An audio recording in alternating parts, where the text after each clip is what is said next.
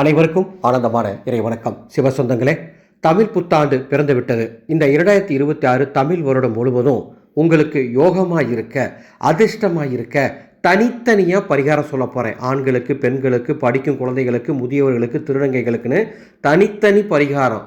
இதை இந்த வருடம் முழுவதும் நீங்கள் வாய்ப்பு கிடைக்கும் போதெல்லாம் செய்யுங்க. நிச்சயமாக நீங்கள் தொட்டது தொடங்கும், நீங்கள் நினச்சது நடக்கும்.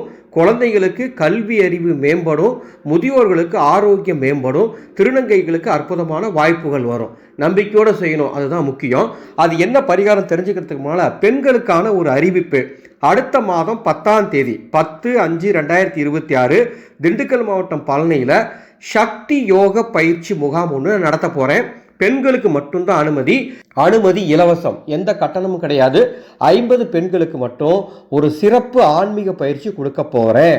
எனவே விரைவாக பதிவு பண்ணிக்கோங்க, எந்த கட்டணமும் கிடையாது. நீங்கள் சந்திக்கக்கூடிய சூழ்நிலைகளை எப்படி சந்தித்து வெற்றி பெற வேண்டும் என்ற ஆன்மீக சூட்சமங்களை பயிற்சியாக கொடுக்க போகிறேன். 3 மணி நேர பயிற்சி தான். பதிவு செய்ய மேலே உள்ள என்னுடைய வாட்ஸ்அப் நம்பருக்கு தொடர்பு கொண்டு பதிவு செஞ்சுக்கோங்க. முதலில் வரும் 50 பெண்களுக்கு மட்டுமே அனுமதி. வாங்க பரிகாரத்துக்கு போகலாம். நான் சொல்லக்கூடிய இந்த பரிகாரங்களை இந்த 2026ஆம் ஆண்டு எப்பெல்லாம் செய்ய முடியுமோ செய்யுங்க. முதல்ல நாம் பெண்களுக்குண்டான பரிகாரத்தை பார்த்துடலாம். தினமும் வீட்டில் நீங்கள் விளக்கேற்றுவீங்க இல்லையா? அப்படி நீங்கள் விளக்கேற்ற நேரம் காலை நேரமாக இருந்தாலும் சரி, மாலை நேரமாக இருந்தாலும் சரி, எப்பெல்லாம் வீட்டில் விளக்கேற்றுறீங்களோ விளக்கேற்றும் போது நற்பவி நற்பவி நற்பவின்னு 3 முறை சொல்லிட்டு விளக்கேற்றுங்க. சுபிட்சமாக இருப்பீங்க. அடுத்து பெண்களுக்கான 2வது பரிகாரம், வாரம் ஒரு முறை அல்லது மாதம் ஒரு முறை ஒரு 5 பேருக்காவது அன்னதானம் பண்ணுங்க. அன்னதானம் பண்ண தான் நீங்கள், உங்கள் வாழ்க்கை துணை மற்றும் உங்கள் குழந்தைகள், உங்கள் பேரப்பிள்ளைங்க அப்படின்னு உங்கள் தலைமுறையே நல்லா இருக்கும். அன்னதானங்கிறது அவ்வளோ பெரிய விஷயம். முடிஞ்சால் நீங்கள் அன்னதானம் பண்ணுங்கள். இல்லைன்னா எங்கள் ஆனந்தொலி அறக்கட்டளையின் அன்னசேவாக்குழு ஒவ்வொரு நாளும் அன்னதானம் பண்ணிட்டு தான் இருக்கும். அதுக்கு உங்களால் முடிஞ்சது பங்களிப்பு தந்து உதவுங்க.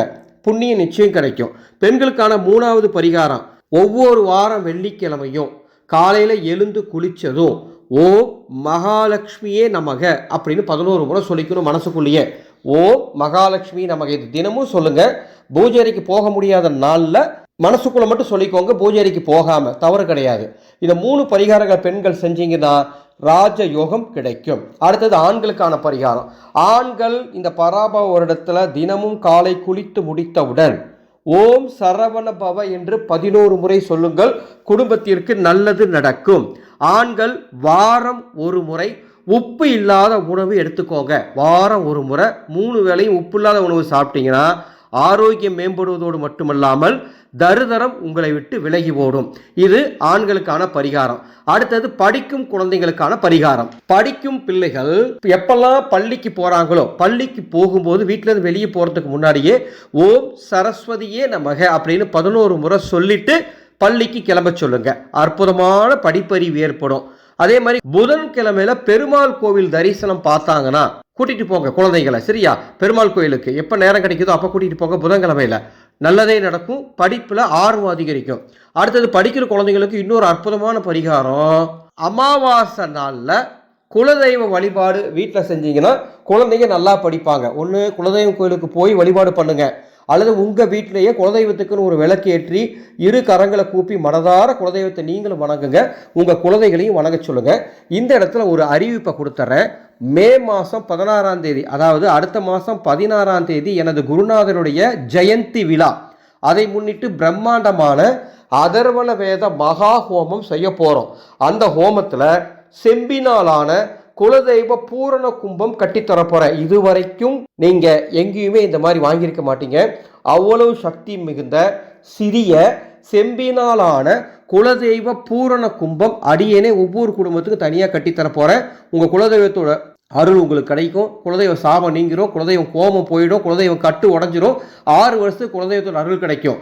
பதிவு செய்ய மேலே உள்ள வாட்ஸ்அப் எண்ணுக்கு குலதெய்வ பூரண கும்பம்னு ஒரு மெசேஜ் அனுப்புங்க. அதனுடைய பதிவு விவரத்தை தரேன். சரி, அடுத்தது முதியவர்களுக்கான பரிகாரம். முதியவர்களுக்கு என்ன பிரச்சனை அப்படின்னா, மன அமைதி வேணும், மன நிம்மதி வேணும், உடல் ஆரோக்கியம் வேணும். அதுக்காக 2 விஷயம் சொல்கிறேன். தினமும் நீங்கள் ஓம் சிவாய நம அப்படின்னு 11 முறை சொல்லுங்கள். காலையில் ஓம் சிவாய நமன்னு 11 முறை சொல்லிட்டு காலை உணவு எடுத்துக்கோங்க.